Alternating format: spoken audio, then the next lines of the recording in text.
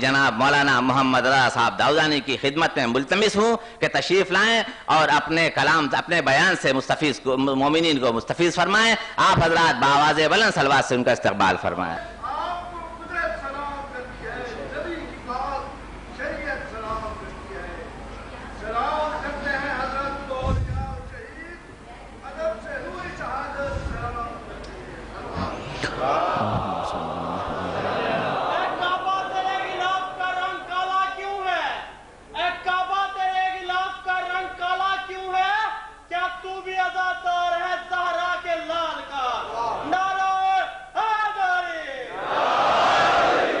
اعوذ باللہ من الشیطان الرجیم.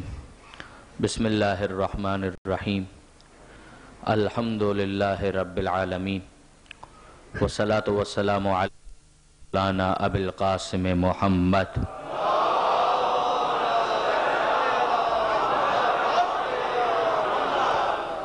واہل بیتہ الطیبین الطاہرین المعصومین المظلومین المنتجبین المنتخبین المیامین لا سیما علی الامام المنتظر والحجة الثانی عشر واللعنة الدائمة الباقیة علی اعدائهم اجمعین من یوم ظلمهم الى قیام یوم الدین.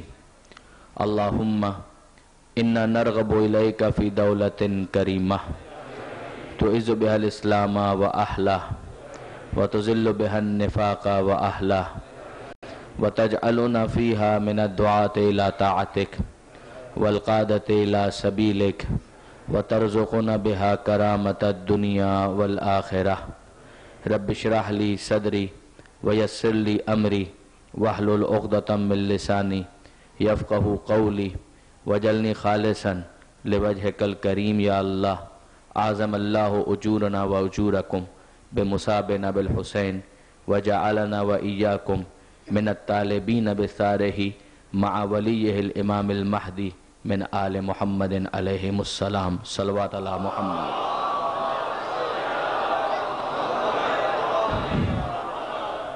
اما بعد فقط قال اللہ سبحانہ وتعالی فی القرآن الحکیم. بسم اللہ الرحمن الرحیم. قل لا اسألکم علیہ اجرا الا المودۃ فی القربى. صلوات علی محمد و آل محمد.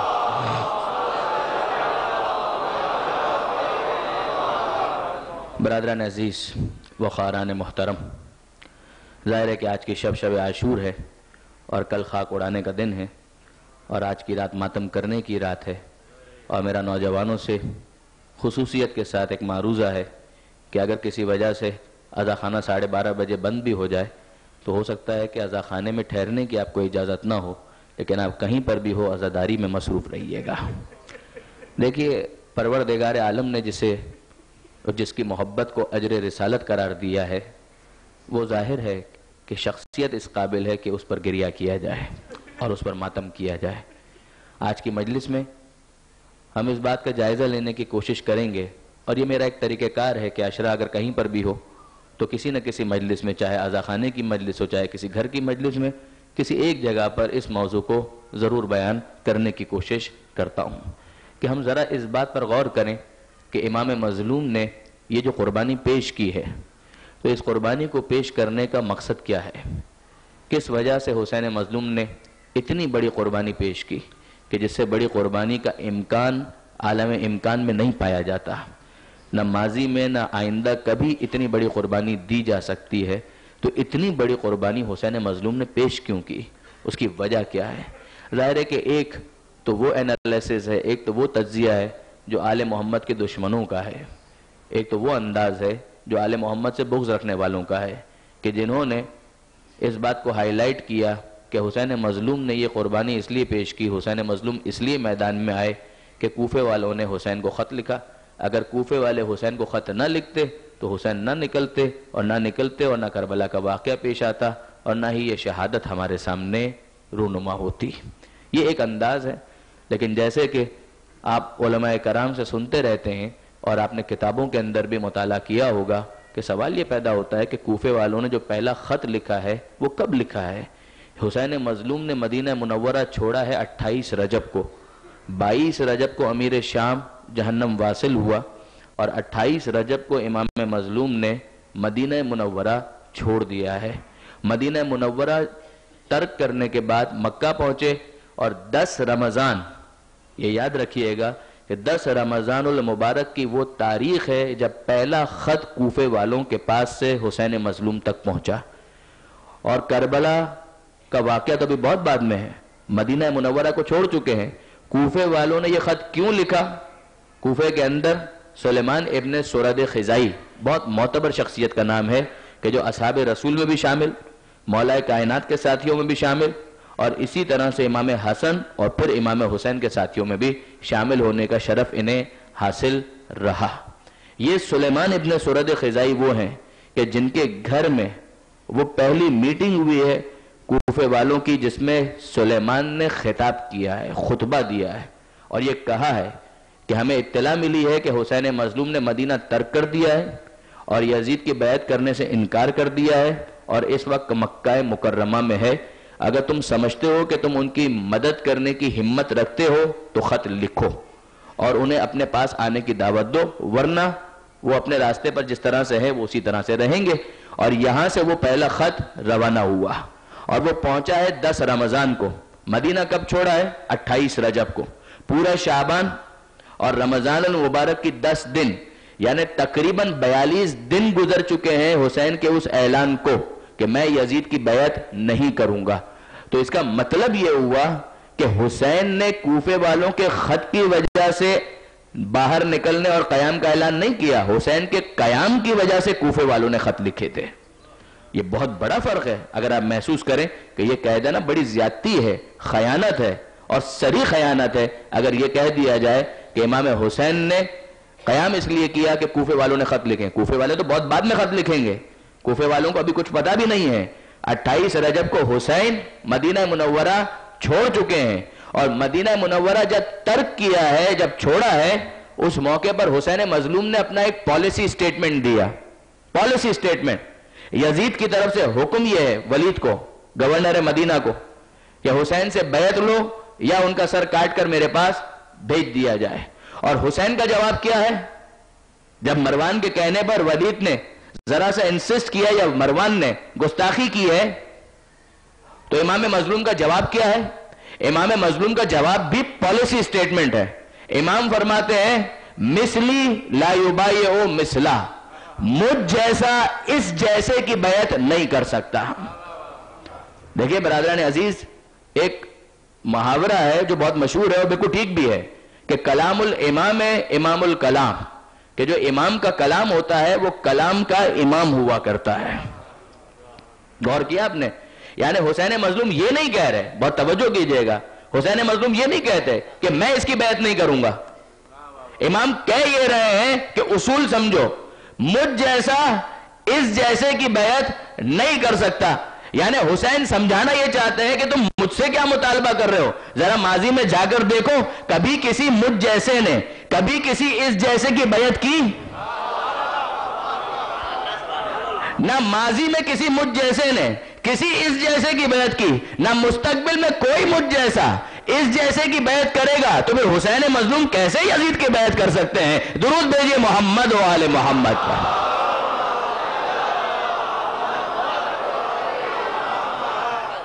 تو غور کیا آپ نے برادر عزیز کہ یہاں پر امام مظلوم واضح طور پر کہہ رہے ہیں مجھ سے اور بیعت کا مطالبہ، میں اس جیسے کی بیعت کیسے کر سکتا ہوں؟ جبکہ اصول یہ ہے کہ مجھ جیسا اس جیسے کی بیعت نہیں کر سکتا. عزیزان محترم، یہ ہے پالیسی سٹیٹمنٹ، یہ ہے اصول، یہ ہے وہ بنیادی نظریہ کہ جس کے اوپر حسین مظلوم آخر تک باقی رہے. آخر تک تحمل، حلم، کمپرومائز، مصالحت، وہ سب اپنی جگہ پر، مگر جو پالیسی سٹیٹمنٹ ہے اس میں آپ کو کہیں کوئی چینج نظر نہیں آئے گا، کہیں کوئی تبدیلی نظر نہیں آئے گی، کوئی فلیکسیبلٹی، اس فلیکسیبلٹی کی گنجائش نہیں ہے، اس لچک کی گنجائش نہیں ہے. اور ابھی میں اس کی مزید وضاحت کرنے کی کوشش کروں گا. تو ایک چیز کہ کوفے والوں کے خط کی وجہ سے حسین مظلوم نے قیام کیا، باطل، بالکل غلط، وہ تو خط آئے بہت بعد میں.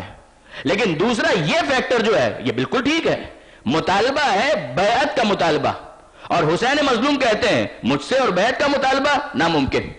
اور اب جب حسین چلے ہیں مدینہ منورہ سے تو آپ جانتے ہیں کہ وہ وصیت نامہ جو محمد حنفیہ کے نام امام حسین کا ہے اس میں بھی امام نے اپنی پالیسی بیان کی ہے, اپنا اسٹیٹمنٹ ریکارڈ کروایا ہے. اور اس زمانے میں دستاویزی شکل دینے کا رواج بہت زیادہ نہیں تھا.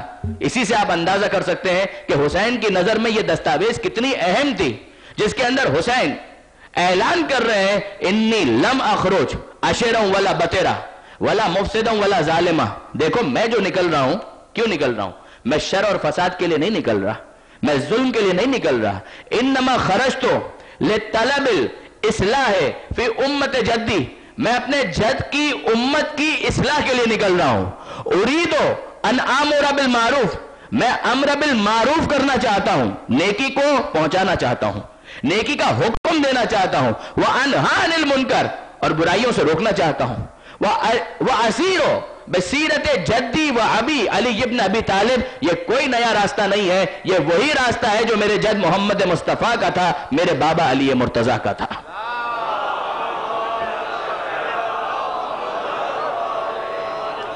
یہ کوئی نیا راستہ نہیں ہے. تو آپ کے سامنے ایک اور سبب آ گیا, امر بالمعروف اور نہی عن المنکر. بیعت کا مطالبہ اس کی طرف سے ہے. حسین کہہ رہے ہیں مجھ جیسا اس جیسے کی بیعت نہیں کر سکتا. یہاں پر امام ریکارڈ کروا رہے ہیں کہ میں امر بالمعروف کے لیے جا رہا ہوں, میں نہی عن المنکر کے لیے جا رہا ہوں. واقعاً یہ اتنی اہم چیز ہے. سورہ مبارکہ آل عمران قرآن مجید کا تیسرا سورہ, اور اس میں پروردگار عالم یہ ارشاد فرماتا ہے وَلْتَكُمْ مِنْكُمْ أُمَّةٌ, تم میں ایک گروہ ایسا ہونا چاہیے یَأْمُرُونَ بِالْمَعْرُوفِ وَيَنْهَوْنَ عَنِ الْمُنْکَرِ وَأُولَئِکَ هُمُ الْمُفْلِحُونَ. ایک ایسا گروہ یقیناً ہونا چاہیے. ویسے تو سب کی ذمہ داری ہے کہ جتنا جو جس کیپیسٹی کے اندر کر سکے کرے, مگر کچھ کا تو واقعاً جینون کام ہی یہ ہونا چاہیے. وَلْتَكُمْ مِنْكُمْ أُمَّةٌ يَدْعُونَ إِلَى الْخَيْرِ, جو خیر کی طرف دعوت دینے والے ہوں. یامرون بالمعروف, امر بالمعروف کرنے والے ہوں. ینہون عن المنکر, نہیں عن المنکر کرنے والے ہوں. وَأُولَئِکَ هُمُ الْمُفْلِحُونَ, اور یہی لوگ کامیاب ہیں. یعنی ہو سکتا ہے سطحی نظر رکھنے والا یہ سوچے کہ بڑا بنگلہ ہونا, کارخانے کا بڑا ہونا, فیکٹری کا بڑا ہونا, بینک بیلنس کا زیادہ ہونا یہ کامیابی کا معیار ہے. پروردگار فرماتا ہے کہ نہیں, امر بالمعروف اور نہی عن المنکر کرنے والے یہ خدا کی نظر میں کامیاب ہیں, یہ خدا کی نظر میں کامیاب ہیں. سورہ آل عمران ہی کی آیت ہے کنتم خیر امت اخرجت للناس تامرون بالمعروف وتنہون عن المنکر, تم بہترین امت ہو. کب؟ اگر تم امر بالمعروف کرو اور نہی عن المنکر کرو. شہید آیت اللہ مرتضیٰ مطہری اس کی تفسیر کرتے ہوئے مفہوم مخالف بیان کرتے ہیں کہ اس کا مطلب یہ ہے کہ اس وقت تک بہترین امت ہو جب تک امر بالمعروف اور نہی عن المنکر کرو. اگر اس کے بالعکس ہو جائے, اگر یہ کرنا چھوڑ دو, تو نتیجے کے طور پر بہترین امت کا ٹائٹل بھی چھین لیا جائے گا. مجھے صرف اتنا معلوم ہے کہ کوئی اس فریضے کو انجام دے یا نہ دے, محمد و آل محمد اس فریضے کے اندر کوتاہی نہیں کر سکتے, ناممکن ہے. اور آپ دیکھیے کہ اس وصیت نامے کے اندر حسین مظلوم کہہ رہے ہیں کہ میں جا رہا ہوں امر بالمعروف کے لیے, نہی عن المنکر کے لیے. اب میرا سوال یہ ہے, خصوصیت کے ساتھ نوجوان دوست تھوڑی سی توجہ کریں. سوال یہ ہے کہ کیا امر بالمعروف اور نہی عن المنکر کرنے پورا پروسیجر ہے, پورا طریقہ ہے؟ معروف کیا ہے معلوم ہونا چاہیے, نیکی کہتے کسے ہیں. برائی کیا ہے معلوم ہونا چاہیے, ورنہ روکیں گے کس سے. نیکی کیا ہے معلوم ہو تو اسے پھیلائیں گے نا. برائی کیا ہے معلوم ہو تو اس سے روکیں گے نا.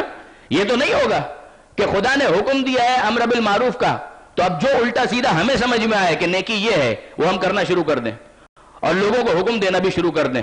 جس کو سمجھانے کے لیے ایک مثال میں عام طور پر دیا کرتا ہوں. ایک مغنیہ ٹیلی ویژن پر انٹرویو دے رہی ہے اور وہ کہہ رہی ہے کہ پنجتن پاک کے صدقے میں خدا نے مجھے بڑی ترقی عطا کی. ارے آپ سنگر ہیں, آپ رقاصہ ہیں, اور آپ انٹرویو کے اندر یہ کہہ رہی ہیں, میں نام نہیں لے رہا, کہ پنجتن پاک کے صدقے میں اللہ نے مجھے بڑی ترقی دی ہے, مجھے بڑا مرتبہ دیا, مقام دیا. ایسا کون سا تیر آپ نے مارا؟ کہا کہ موسیقی روح کی غذا ہے.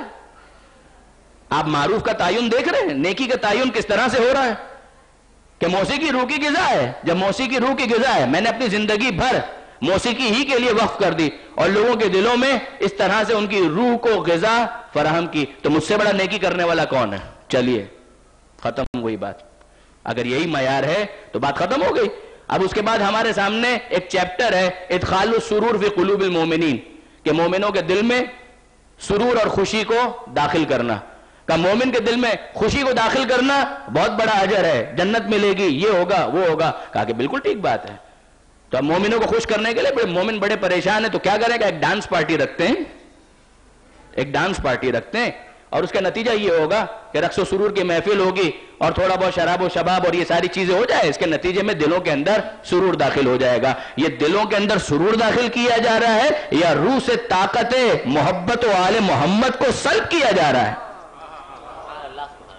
اس کو سرور نہیں کہتے کہ عنوان آپ وہاں سے لے لیں اور اس کے بعد کہیں کہ ہم تو دین کے حوالے سے کچھ نہ کچھ کرنا چاہ رہے ہیں، امر بالمعروف کر رہے ہیں، ہم تو نیکی کو عام کر رہے ہیں. جی نہیں، نیکی وہ کہ جسے خدا نیکی کہے.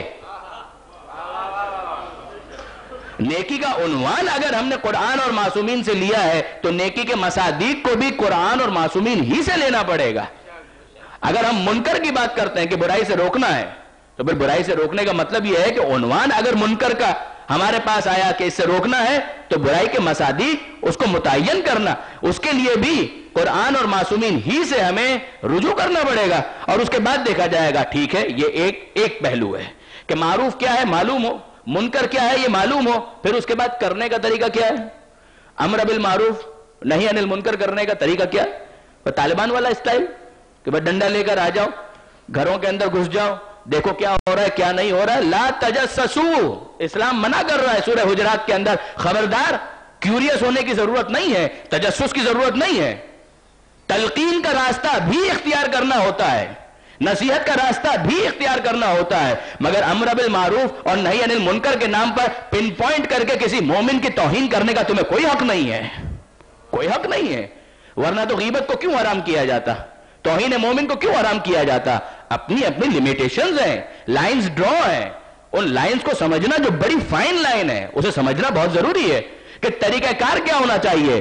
کب صرف چہرے کے تاثرات بتا دیں کہ تمہارے اس فعل سے میں ناراض ہوں اور سامنے والا سمجھ جائے اور اپنی اصلاح کر لے، یہ بھی ایک انداز ہے.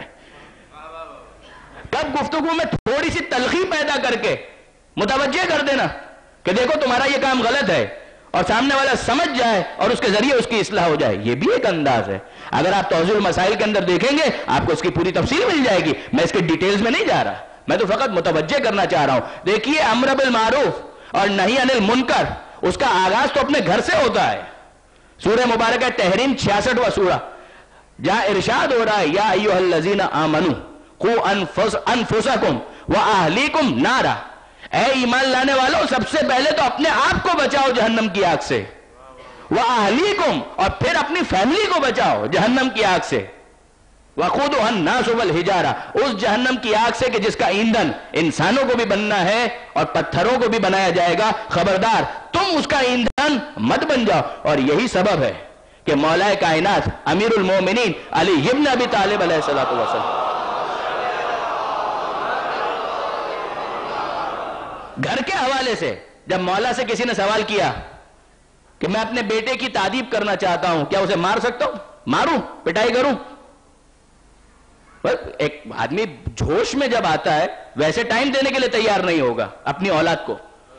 اور اگر اچانک یاد آ جائے کہ اچھا مجھے تو اسے سکھانا ہے، اب وہ چاہ رہے ہیں کہ 2 منٹ میں وہ کام ہو جائے جو 2 سال کے اندر ہونا چاہیے تھا، تو اس کا شارٹ کٹ کیا ہے کہ مار مار کے دمبا بنا دوں گا. اسے انسان بنائیے، مار مار کے تو واقعا آپ دمبا ہی بنائیں گے، اسے انسان بنائیے. اور مولا فرماتے ہیں کہ مارنے کی بات کرتے ہو لا تضرب ہو، پہلے ہی مرحلے میں مارنا یہ کون سی شرافت ہے؟ لا تضرب ہو، اسے مارو نہیں، واہجر ہو، ہاں ناراضگی کا اظہار کرو، ولا تطل، اور خبردار اس ناراضگی کو بھی لمبا مت کرو. اسے احساس رہے کہ یہ میری پناہ گاہ ہے، کچھ دیر کے لیے ناراض ہوا ہے، اس نے مجھے ڈس اون نہیں کر دیا. درود بھیجیے محمد و آل محمد پر.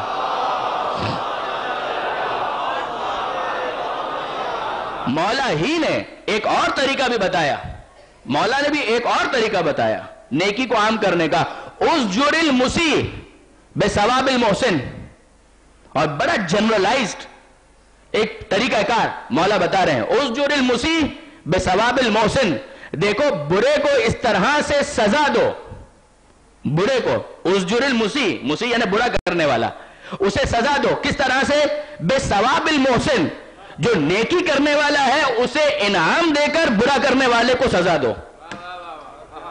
کیا واقعاً اگر آپ کبھی غور کیجئے گا یہ جملہ آپ کو آفیسز میں بھی کام آئے گا، یہ جملہ آپ کو اپنے اداروں کے چلانے میں بھی کام آئے گا، یہ طریقہ آپ کو اپنے گھر میں بھی کام آئے گا کہ ہر مرتبہ مار دو، پیٹ دو، سزا دو، یہ ساری چیزیں نہیں ہوتی۔ کب پہلا مرحلہ اسٹیپ بائی اسٹیپ تو چلو، وہ سیڑھی جو اوپر تک لے جاتی ہے تو دوسرے اسٹیپ کی باری بعد میں آئے گی، پہلا اسٹیپ تو لو، وہ طالبان والا اسٹائل تو نو کہ بس انسان مار دو کاٹ دو، یہ نہیں ہے۔ اب سوال یہ پیدا ہوتا ہے کہ ٹھیک ہے، امر بالمعروف بہت امپورٹنٹ، نہی عن المنکر بہت امپورٹنٹ، طریقہ کار اس کا پرسکرائبڈ ہے، کیا ہر معصوم نے امر بالمعروف اور نہی عن المنکر کا مظاہرہ نہیں کیا؟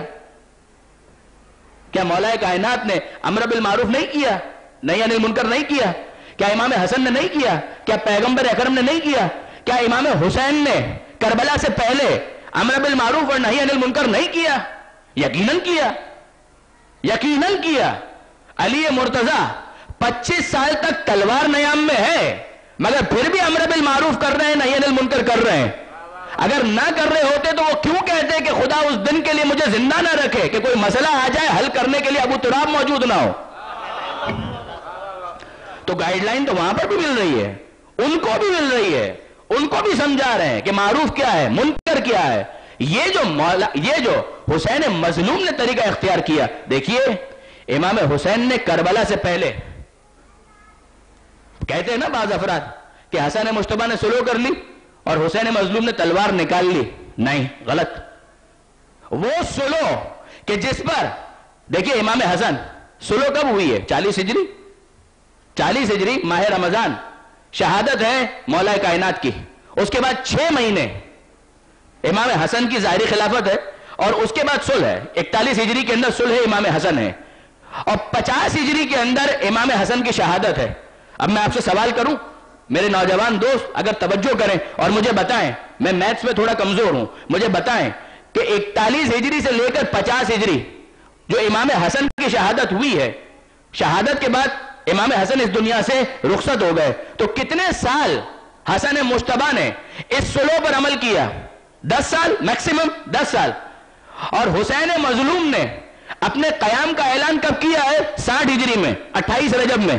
وہ صلح کے جس پر حسن مجتبی نے 10 سال عمل کیا ہے، اسی صلح پر امام حسین نے 20 سال عمل کیا ہے، 20 سال عمل کر کے دکھایا کہ مسئلہ اس کا نہیں ہے، ہم صلح و مصالحت والے ہیں، مگر مسئلے کو سمجھیں۔ پھر امر بالمعروف اور نہی عن المنکر کا یہ راستہ کیوں حسین مظلوم نے اختیار کیا؟ سوال تو ہے نا۔ اس کا جواب یہی ہے کہ امام حسین نے یہ سمجھایا ہے کہ دیکھو امر بالمعروف اور نہی عن المنکر کے راستے مختلف ہو سکتے ہیں۔ کب؟ جب سامنے سے جو ایکشن آئے گا اس کے مطابق امر بالمعروف اور نہی عن المنکر کا ری ایکشن ہوگا۔ اگر سامنے سے بیعت کا مطالبہ نہیں ہے تو یہ تلوار نیام میں رہ سکتی ہے، لیکن اگر بیعت کا مطالبہ کر دیا جائے تو اسٹیٹمنٹ یاد رکھو کہ مجھ جیسا اس جیسے کی بیعت نہیں کر سکتا۔ یعنی اب یہ امر بالمعروف اور نہی عن المنکر یہ جڑ گئے بیعت کے ساتھ کہ یہ انداز امر بالمعروف کا، نہی عن المنکر کا کیوں اختیار کیا جا رہا ہے؟ اس لیے کہ سامنے سے بیعت کا مطالبہ کیا جا رہا ہے۔ سوال ہے، ایک سوال ہے ایک طالب علم کی حیثیت سے، اگر ہم سوچیں کر لیں بیعت، کیا پرابلم ہے اس میں؟ مسئلہ کیا ہے؟ حسین مظلوم اگر بیعت کر لیں اس میں پرابلم کیا ہے؟ کیا مشکل ہے؟ کر لیں بیعت؟ نہیں، بیعت نہیں کر سکتے۔ اور اس کو سمجھنے کے لیے تھوڑا پیچھے سے چلیے، تھوڑا پیچھے سے دیکھیے، خدا کی خدائی، پیغمبر کی رسالت، ائمہ کی امامت، یہی ہے خدا کی خدائی۔ خدا کے مقابلے پر جھوٹے خدا بنے یا نہیں بنے؟ خدا کے مقابلے پر جھوٹے خدا بنے یا نہیں بنے؟ یقیناً جھوٹے خدا بنے۔ انہوں نے خدائی کا دعویٰ بھی کیا، کبھی انہوں نے کیا، کبھی ان کے بہاف پر کسی اور نے کیا، ایسا ہی ہوا۔ دیکھیے جو بت تراشے گئے تو وہ بت خود تو خدائی کے دعوے دار نہیں ہو سکتے، لیکن ان کو بنانے والوں نے خدا کے طور پر انہیں پیش کیا، یہ جھوٹے خدا بن گئے، خدا کے مقابلے پر بن گئے، بتوں کی صورت میں بھی اور انسانوں کی صورت میں بھی۔ فرعون نعرہ لگاتا ہے انا ربکم الاعلی، میں تمہارا رب اعلی ہوں، مجھے خدا مانو، میں تمہارا رب ہوں، میں تمہارا پالنے والا ہوں۔ غور فرمائیے گا، میں تمہارا خدا ہوں۔ تو یہ جھوٹے خدا ہیں؟ کیا پروردگار کی پالیسی یہ ہے کہ جیسے ہی کوئی جھوٹا خدا خدائی کا جھوٹا دعویٰ کرے فوراً اسے گرفت میں لیا جائے اور اسے عذاب کا شکار بنا دیا جائے؟ کیا پروردگار کی پالیسی یہ ہے؟ اگر ایسا ہوتا تو جس دن بت بنائے جاتے بتوں کو بھی فوراً ہلاک کر دیا جاتا اور بنانے والوں کو بھی فوراً ہلاک کر دیا جاتا۔ ایسا نہیں ہے۔ فرعون کو کیا خدا نے فوراً غرق کر دیا؟ ایسا نہیں ہے، بلکہ پروردگار عالم نے مہلت دی ہے۔ اچھا میرا سوال یہ ہے کہ یہ جھوٹے خدائی کا جھوٹا دعویٰ کر رہے ہیں، تو کیا خدا کی خدائی پر کوئی فرق پڑ رہا ہے؟ کیا خدا کے خدا ہونے پر کوئی فرق پڑ رہا ہے؟ کوئی فرق نہیں پڑ رہا۔ یہ غلط دعویٰ جھوٹا دعویٰ کر رہے ہیں، کرتے رہیں، کوئی فرق نہیں پڑتا۔ 1 دن 2 دن 3 دن 25 دن 10 سال 20 سال 25 سال فرق نہیں پڑتا۔ کیوں فرق نہیں پڑتا؟ کہ صاحب میں کہوں کہ دیکھیے وہ خانہ کعبہ کے اندر جھوٹے خدا اگر بیٹھے ہوئے ہیں، خدا کا گھر ہے، اور جھوٹے خدا سال ہاں سال تک یہاں پر آ کر بیٹھے ہوئے ہیں، تو آپ سب یہی کہیں گے، بلکہ ہر سمجھدار انسان یہی کہے گا کہ وہ بیٹھے ہوئے تو بیٹھنے دیجئے، یہ ناجائز قبضہ ہے۔ ناجائز قبضہ کبھی حقانیت کا کی دلیل نہیں بن سکتا۔ توجہ کیجئے گا کہ ناجائز قبضہ کبھی حقانیت کی دلیل نہیں بن سکتا، چاہے 2 دن کے لیے ہو، چاہے 2 سال کے لیے ہو، چاہے 25 سال کے لیے ہو۔ تو ناجائز قبضہ اگر حقانیت کی دلیل نہیں بن سکتا تو چاہے وہ بیت اللہ میں بتوں کا قبضہ ہو یا منبر رسول پر کسی کا قبضہ ہو۔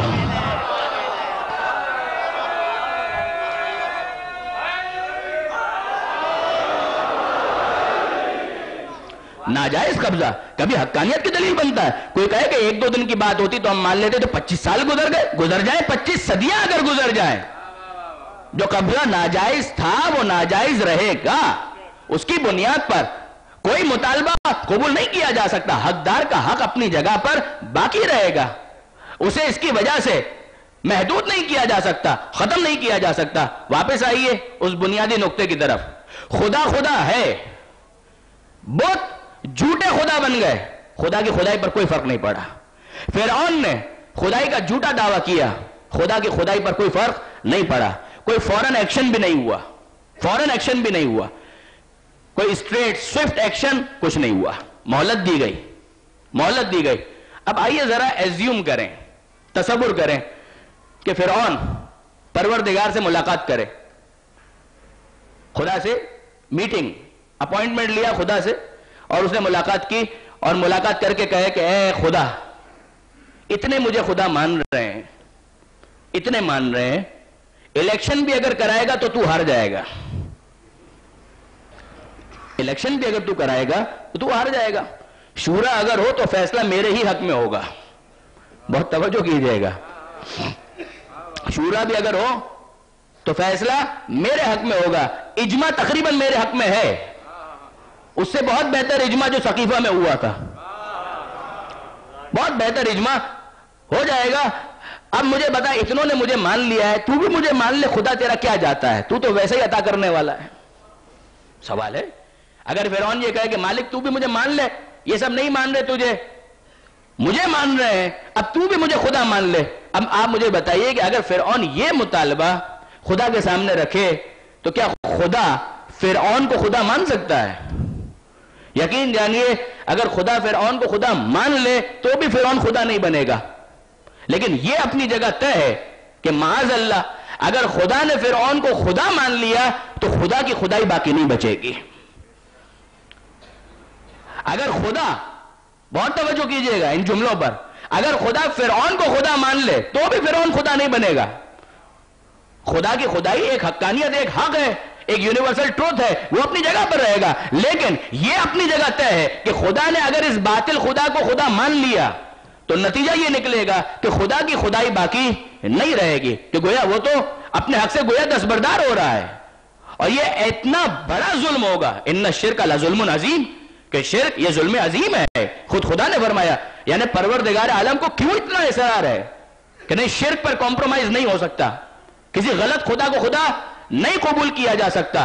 دوسرے مانتے رہے، وہ ظلم کر رہے ہیں، مگر پروردگار اگر کسی غلط خدا کو خدا مان لے، خدا کی خدائی باقی نہیں رہے گی. اب میں آپ سے سوال کرتا ہوں، عہدہ ہے عہدہ رسالت، اور عہدہ رسالت کے خاتم النبیین حضرت محمد مصطفیٰ صلی اللہ علیہ وآلہ وسلم،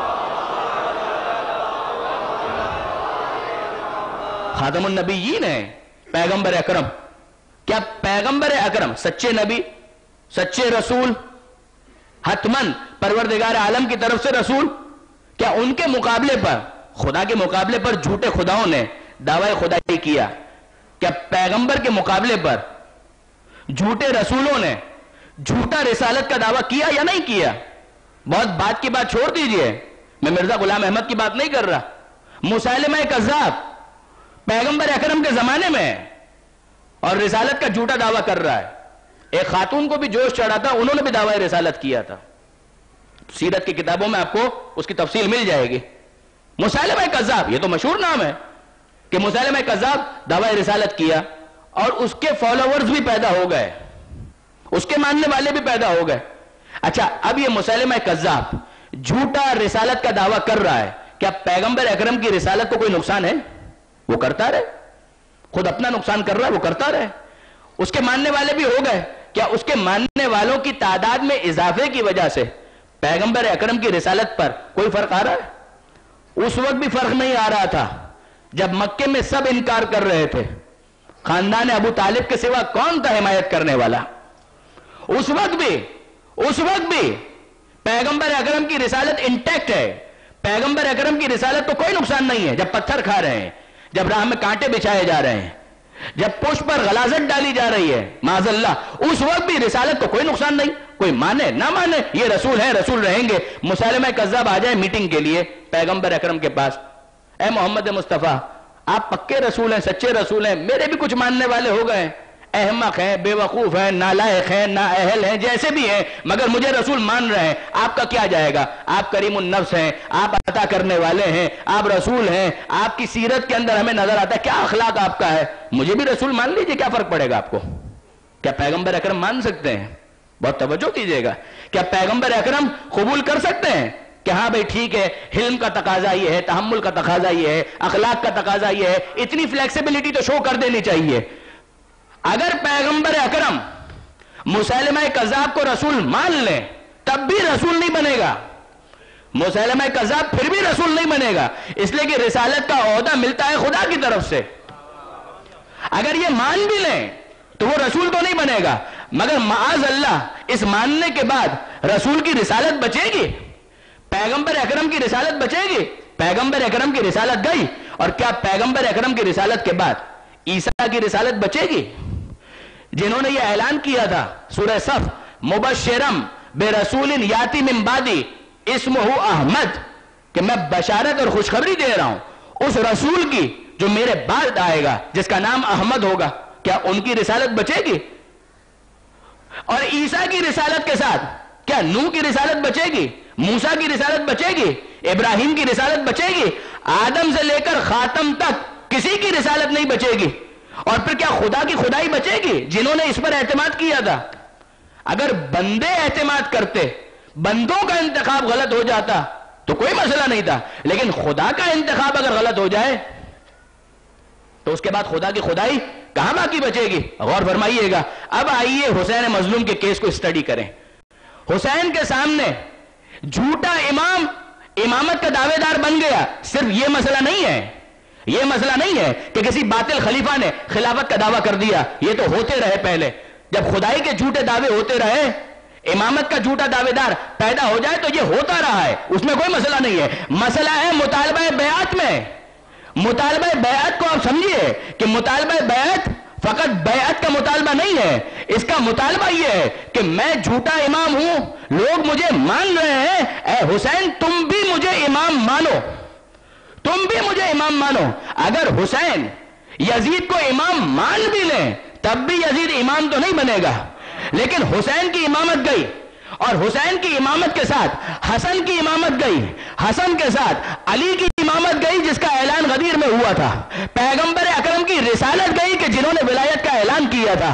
آدم سے لے کر خاتم تک سب کی نبوتیں گئی, پروردگار عالم کی خدائی گئی.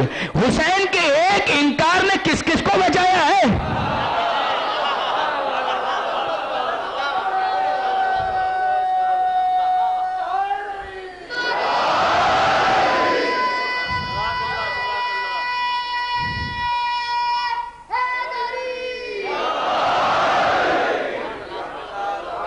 جھوٹے دعوے دار پیدا ہوتے رہیں گے, مگر بیعت کا مطالبہ کر کے امام برحق سے یہ مطالبہ کرنا کہ مجھے بھی امام مان لو, نتیجہ یہ ہے کہ آدم سے لے کر خاتم تک ساری نبوتیں خطرے میں ہے, علی سے لے کر حسن تک ساری امامتیں خطرے میں ہے. حسین کا ایک انکار کہ مجھ جیسا اس جیسے کی بیعت نہیں کر سکتا,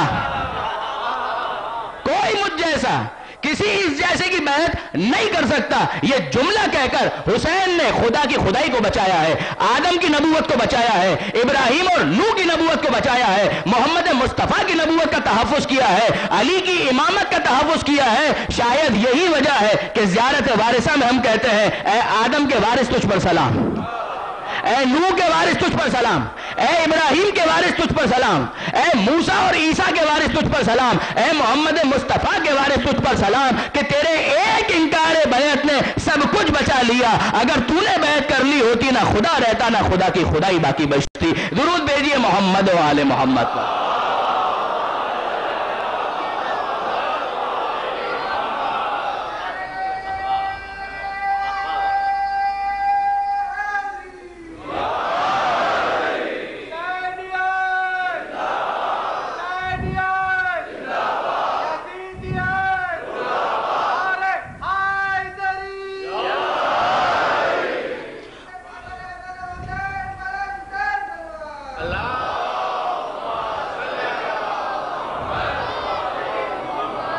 آپ نے غور کیا برادران عزیز, یہ مسئلہ اتنا کلیئر تھا کہ عمر سعد کو بھی معلوم تھا, عمر سعد کو بھی معلوم تھا. میں منزل مصائب سے کچھ دور ہوں, مگر دیکھیے جس موقع پر امام مظلوم کہہ رہے ہیں میرے لیے راستہ چھوڑ دو, میں یمن کی طرف چلا جاتا ہوں, میں فلاں علاقے کی طرف چلا جاتا ہوں, میں ہند کی طرف چلا جاتا ہوں. جب حسین کہہ رہے تھے اس موقع پر ابن زیاد کی طرف سے پیغام شمر لے کر کیا آیا, کیا پیغام لے کر آیا؟ بیعت کا مطالبہ ہے, بیعت کا. حسین اگر بیعت کریں تو ٹھیک, ورنہ کربلا میں جنگ ہوگی. جب یہ پیغام پہنچا ہے تو اب عمر سعد حسین کے پاس پوچھنے نہیں گیا کہ مطالبہ یہ آیا ہے, اسے جواب معلوم ہے. اس نے بے اختیار جملہ کیا کہا, ارے حسین اور بیعت, حسین کے سینے میں اس کے باپ کا دل ہے, نہ اس کے باپ نے کبھی بیعت کی تھی نہ یہ کبھی بیعت کرے گا.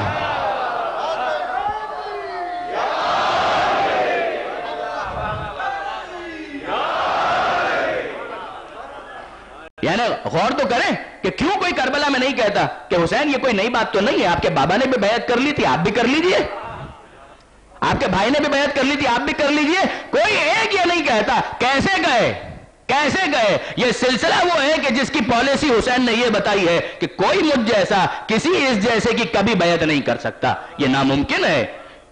یہ بات کے چونچلے ہیں کہ کوئی کہیں سے نکال کے لے آئے کہ بیعت کر لی, یہ ہو گیا وہ ہو گیا, کیسے ہو سکتا ہے؟ مجھ جیسا اس جیسے کی بیعت نہیں کر سکتا. یہ وہ سٹینڈ ہے کہ جس کے اوپر آخر تک امام حسین موجود ہیں اور امام حسین باقی ہیں.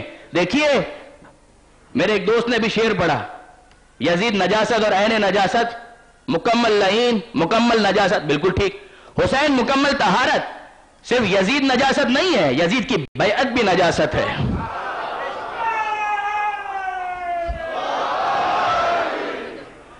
یزید کی بیعت بھی نجاست ہے. اور اہل بیت کون ہے؟ اہل بیت ہے عین طہارت. اور رجس اور نجاست اہل بیت کے قریب نہیں آ سکتا. یہ خدا کا ارادہ ہے, یہ خدا کا ارادہ ہے. اور یہ میں اپنی طرف سے نہیں کہہ رہا. دیکھیے آیت تطہیر وہ تو 9 ہجری میں نازل ہوئی, بہت اہم آیت ہے, مرکزی آیت ہے سورہ احزاب کی. بہت اہم آیت ہے جس میں اہل بیت کی طہارت کا اعلان ہوا ہے اور یہ کہا گیا کہ ویسا پاک رکھنے کا ارادہ خدا کا ہے کہ جو پاکیزگی کا حق ہے. مگر یہ پاکیزگی کب سے چلی آ رہی ہے؟ 9 ہجری سے نہیں. 9 ہجری سے نہیں. 9 ہجری تو بہت بعد میں ہے. امام مظلوم کی ولادت کے احوال میں آپ کو ملے گا کہ جناب صفیہ بنت عبد المطلب پیغمبر اکرم کی پھوپھی ہیں, جناب سیدہ کے پاس تھی. امام حسین کی ولادت ہوئی اور اس موقع پر پیغمبر اکرم نے آ کر کہا کہ ذرا مجھے میرے بیٹے کی زیارت تو کراؤ, مجھے میرا بیٹا تو دکھاؤ, میرا نواسا تو دکھاؤ. اور جناب صفیہ نے, ظاہر معرفت اس لیول پر نہیں ہے, انہوں نے کیا جملہ کہہ دیا؟ جملہ کہا معاذ اللہ, اِنَّا لَمْ نُنَزِّفْهُ بَعْدُ, اے اللہ کے رسول ابھی تک ہم نے بچے کو پاک نہیں کیا. بچہ پیدا ہوا ہے, ہم نے بچے کو پاک نہیں کیا. پیغمبر اکرم جلال کے عالم میں آ گئے اور کہا انتی تنزفینا, کیا تم اسے پاک کرنے والی ہو؟ ان اللہ نزفہ وطہرہ, جسے اللہ نے طہارت کے ساتھ پیدا کیا ہے.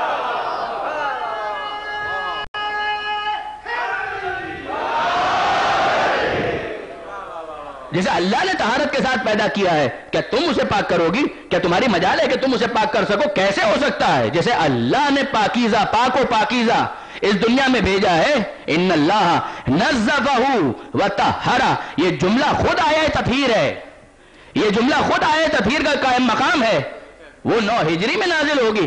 وہ اس مستقل فیصلے کا اعلان ہے کہ جو پہلے سے جاری ہے, پہلے سے نافذ ہے. اور برادران عزیز, یہ ایک پہلو کہ بیعت یزید یہ خود نجاست ہے, اور دوسرا وہ پہلو عمر سعد, وہ جو جملہ اس نے کہا کہ سینے میں باپ کا دل ہے, اس کا بھی اظہار خود حسین مظلوم نے کیا ہے. عمر سعد کیا پہچانے گا, کیا اسے اندازہ ہوگا جس طرح سے حسین نے اپنا تعارف کروایا ہے.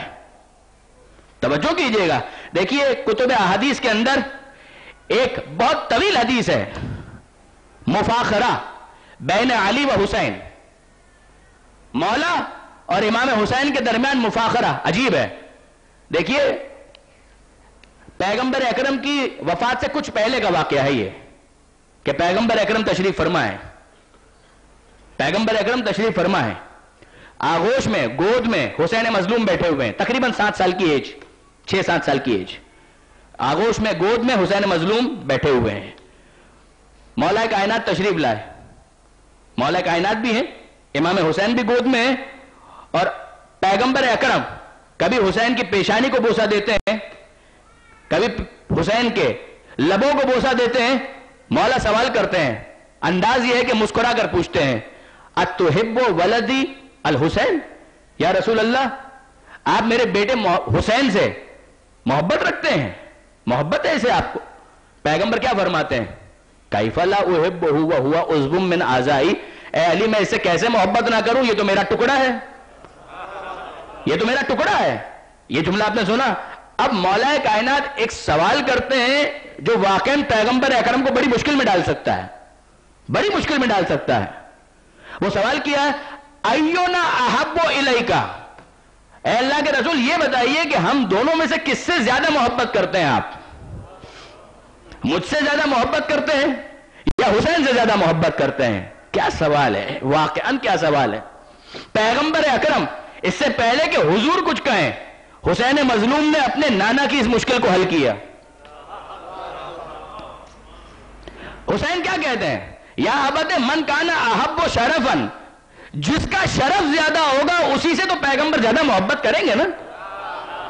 حسین کہہ رہے ہیں اے بابا, جس کا شرف زیادہ ہوگا اسی سے زیادہ محبت کریں گے, وہی زیادہ قریب ہوگا.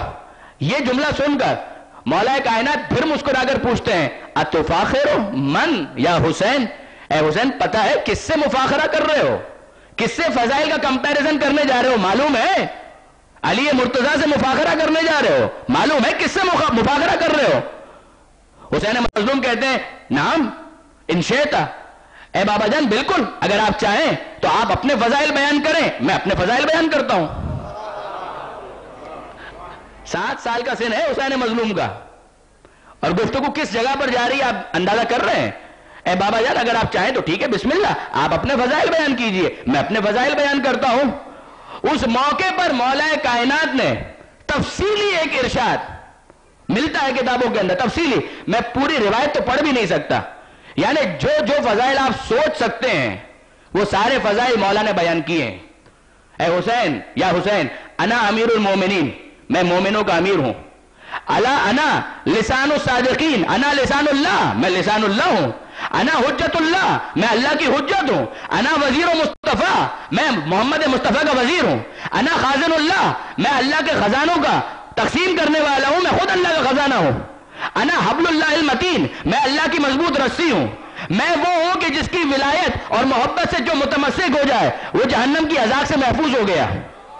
مولا کائنات مسلسل اپنا تعارف کروا رہے ہیں. میں وہ ہوں کہ شب ہجرت جو محمد مصطفیٰ کے بستر پر سویا اور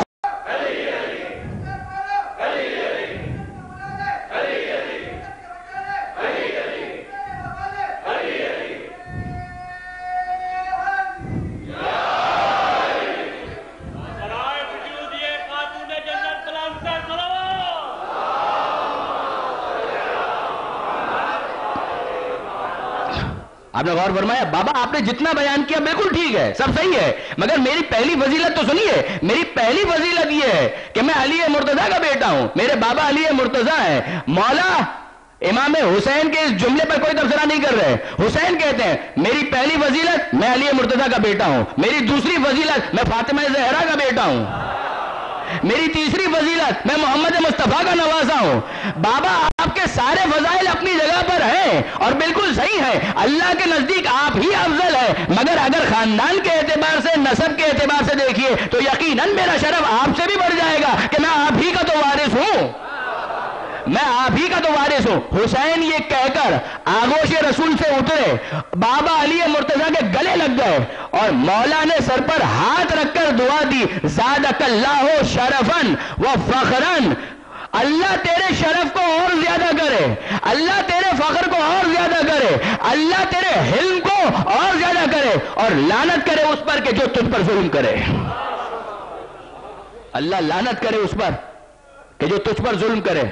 اے ابا عبداللہ الحسین، یہ ہے علی مرتضیٰ کا وہ جملہ کہ جس پر یہ روایت مکمل ہوتی ہے. حسین واپس چلے گئے آغوش پیغمبر میں. حسین ہے علی کے بیٹے اور حسین کا بیٹا علی اکبر.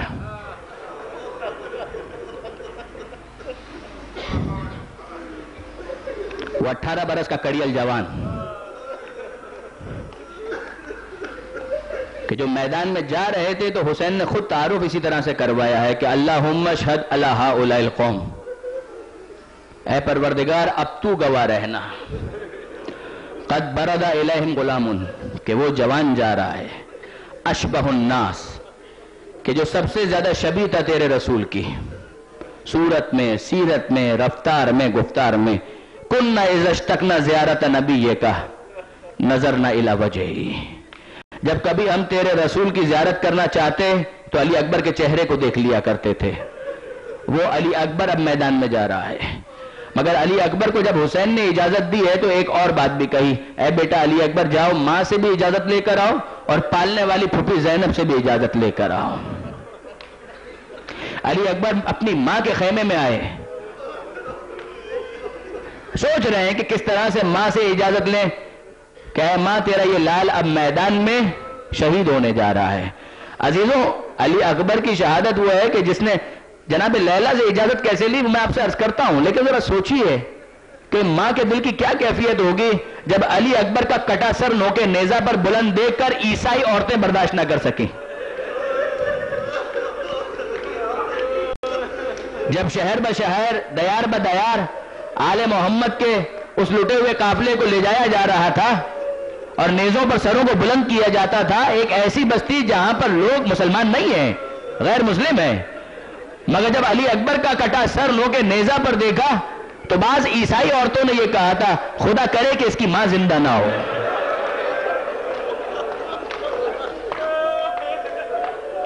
خدا کرے کہ اس کی ماں زندہ نہ ہو. جناب لیلا نے کہا مجھے بتاؤ اس کی ماں نے تمہارا کیا نقصان کیا؟ کہا کہ نہیں نقصان کچھ نہیں کیا ہے، مگر اس جوان کا کٹا سر جب ہم نہیں دیکھ سکتے تو خدا جانے کہ اس کی ماں کے دل پر کیا گزر رہی ہوگی. مگر لیلا کی ہمت کو ہمارا سلام کہ جب علی اکبر خیمے میں داخل ہوئے ہیں اجازت لینے کے لیے تو دیکھا کہ ماں نے مصلی بچھایا ہوا ہے، ظہر کی نماز ادا ہو چکی، یہ اس وقت کون سی نماز ہے کہ جس کی تیاری لیلا کر رہی ہے؟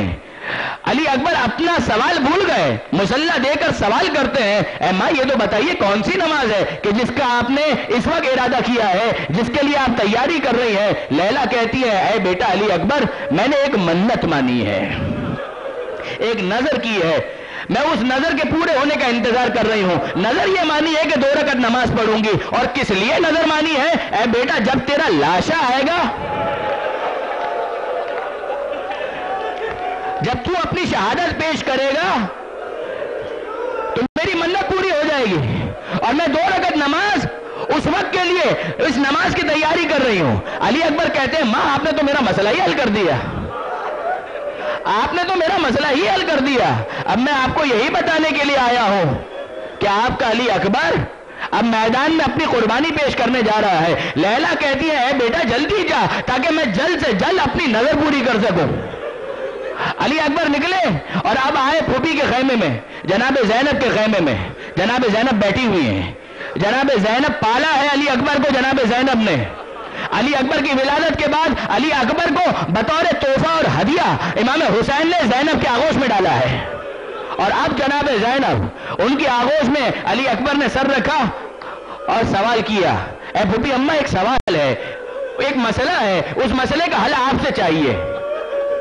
جناب زینب کہتے ہیں، بیٹا علی اکبر یہ کون سا موقع ہے کہ مسئلہ دریافت کیا جائے، سوال کیا جائے، یہ کون سا موقع ہے؟ کہا کہ نہیں پھوپھی اماں، جب پوچھا، جب کوئی چیز چاہیے ہوتی تھی میں آپ ہی سے مانگتا تھا، آپ ہی سے پوچھتا تھا، اس مسئلے کا حل بھی آپ ہی سے چاہیے۔ کہا بیٹا پوچھو کیا سوال ہے؟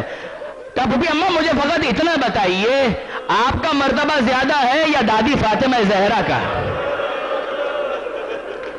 جناب زینب نے یہ سوال سنا، اٹھ کر کھڑی ہو گئی، کہا بیٹا علی اکبر اتنا سمجھدار ہو کے یہ کیسا سوال کیا؟ کہا میں کہا فاطمہ زہرا، میں فاطمہ زہرا کی کنیز ہوں، میں اپنے الفاظ میں کہوں میں ثانیہ زہرا ہو سکتی ہوں، فاطمہ زہرا نہیں ہو سکتی۔ فاطمہ زہرا کے برابر کون ہو سکتا ہے؟ علی اکبر کہتے ہیں، پھوپھی اماں اگر معاملہ ایسا ہی ہے نا کہ فاطمہ زہرا کا، میری دادی زہرا کا مرتبہ آپ سے بلند ہے، تو ایک کام تو کریں، زہرا کے لال پر اپنے لال کو قربان کر دیجئے۔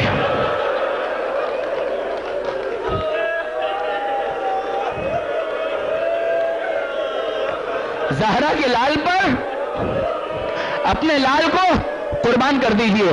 جناب زینب کہتی ہیں، بیٹا اکبر اگر کسی اور طرح سے پوچھا ہوتا تو شاید میں اجازت نہ دیتی، مگر جاؤ، میں نے زہرا کے لال پر واقعا اپنے لال کو قربان کیا۔ علی اکبر اب خیمے سے نکلنا چاہتے ہیں، بیویوں کو خبر ہو چکی ہے، تمام بیویاں ارد گرد جمع ہو چکی ہیں، اور سب کہہ رہی ہیں، اے بیٹا علی اکبر، اے اکبر ایک مرتبہ اور زیارت کرا دو۔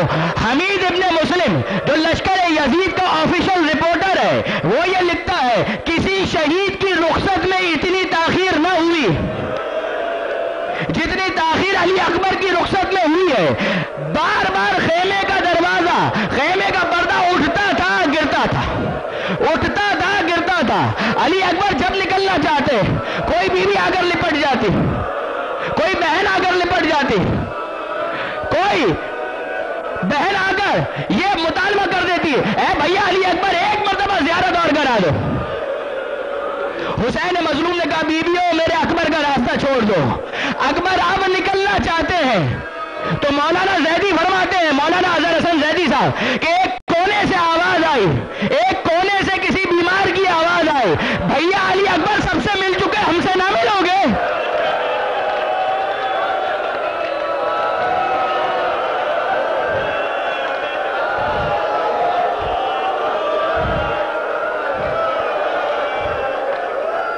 علی اکبر نے دیکھا کہ کونے میں میرا بیمار بھائی زین العابدین رخصت آخر کے لیے میری طرف دیکھ رہا ہے۔ علی اکبر اپنے بھائی زین العابدین سے بھی رخصت ہوئے، اور اب جب میدان میں گئے، گھوڑے پر بیٹھے میدان میں جانا چاہتے ہیں، محسوس ہوا کوئی پیچھے آ رہا ہے۔ پیچھے مڑ کر دیکھا تو نظر آیا کہ میرا بوڑھا باپ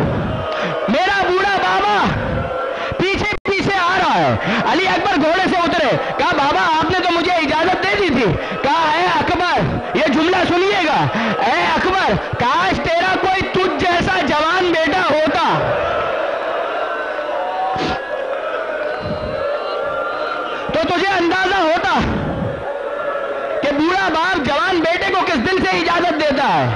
مگر جاؤ اکبر، تم مجھے بہت عزیز ہو، مگر اسلام عزیز تر ہے، میں تمہیں اسلام پر قربان کرتا ہوں. اکبر میدان میں گئے، جہاد کیا اور عجب جہاد کیا. مگر وہ وقت آیا کہ برچھی کا ٹوٹا ہوا پھل علی اکبر کے سینے میں ہے. علی اکبر گھوڑے سے زمین پر آئے، یہ صدا بلند کی، یا بتا علیکہ منی سلام، بابا میرا سلام قبول کیجئے. نہیں عزیزو، آپ نے اندازہ نہیں کیا. اگر نگاہ تصور سے دیکھیں، اکبر گھوڑے پر ہے، حسین کہاں پر ہے؟ حسین ٹیلے پر ہے. زینب کہاں پر ہے؟ زینب در خیمہ پر ہے. لیلا کہاں پر ہے؟ شکر کے سجدے میں جانے کے لیے مصلی پر تیار ہے. جب اکبر گھوڑے سے زمین پر آئے، حسین ٹیلے سے زمین پر آئے، زینب در خیمہ پر گری اور لیلا شکر کے سجدے میں گری. شکرن للہ، شکرن للہ، شکرن للہ.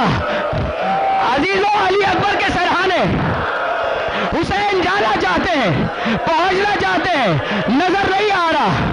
یہ کہتے ہیں یا بنیا ادعونی، اے بیٹا مجھے آواز دو، میں تیرے سرہانے آنا چاہتا ہوں، میں تیرے قریب آنا چاہتا ہوں. علی اکبر آواز دیتے ہیں، حسین علی اکبر کے سرہانے پہنچتے ہیں. یہ بوڑھا باپ اس جوان کے جنازے کو اٹھانا چاہتا ہے، اٹھانے کی کوشش کرتے ہیں، کامیاب نہیں ہوتے. دوسری مرتبہ، تیسری مرتبہ کوشش کی، کامیاب نہیں ہوئے. اچانک کہا ہے بیٹا اکبر تم بھی تو میری مدد کرو، اپنا ہاتھ ذرا میرے کاندھے پر تو رکھنا. ایک ہاتھ کاندھے پر رکھا. حسین نے کہا یہ دوسرا ہاتھ اسے بھی ذرا سینے سے ہٹا کر میرے کاندھے پر رکھنا. علی اکبر کہتے ہیں بابا یہ دوسرا ہاتھ نہیں ہٹانا چاہتا. کہا بیٹا کیوں نہیں ہٹانا چاہتے؟ کہا بابا آپ دیکھ نہیں سکیں گے، بابا آپ برداشت نہیں کر سکیں گے. علی اکبر کو زمین پر رکھا اور کہا اے بیٹا حسین، اے بیٹا علی اکبر، تجھے معلوم نہیں ہے کہ تیرا بابا کتنا صابر ہے؟ بتا کیا ہٹا، کیا چھپانا چاہتا ہے؟ میں دیکھنا چاہتا ہوں. علی اکبر نے سینے سے ہاتھ ہٹایا. حسین نے دیکھا کہ برچھی کا ٹوٹا ہوا پھل علی اکبر کے کلیجے میں ہے. خدا کسی بوڑھے باپ کو اپنے جوان کی یہ کیفیت نہ دکھائے. حسین نے دیکھا، صبر کے ساتھ کہا اے بیٹا علی اکبر بس اتنی سی بات، بس اتنی سی بات. نجف کا رخ کیا اور کہا بابا مشکل کشا، آپ سب کی مدد کرتے ہیں، آئیے میری بھی مدد کیجیے. علی اکبر کے سینے سے برچھی کا ٹوٹا ہوا پھل کھینچا. علی اکبر کا دم نکل گیا اور اب جب اس لاشے کو اٹھانا چاہتے ہیں، زینب کی صدا خیمے سے ہے اے بھیا یہ جوان کا لاشا تجھ سے اکیلے نہ اٹھایا جائے گا، میں مدد کو آتی ہوں. حسین نے اکبر کو رکھ دیا. اے زینب میری زندگی میں ماتم حسین.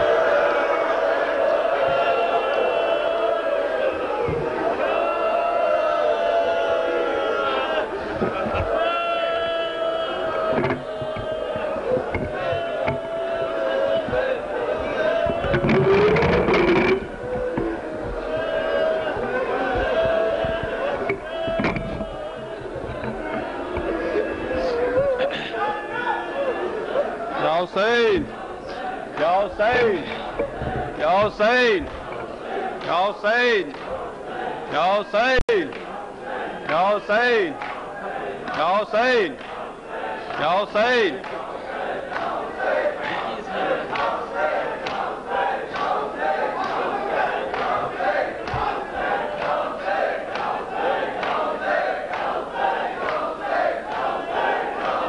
پڑھ لے ماتم چلا سب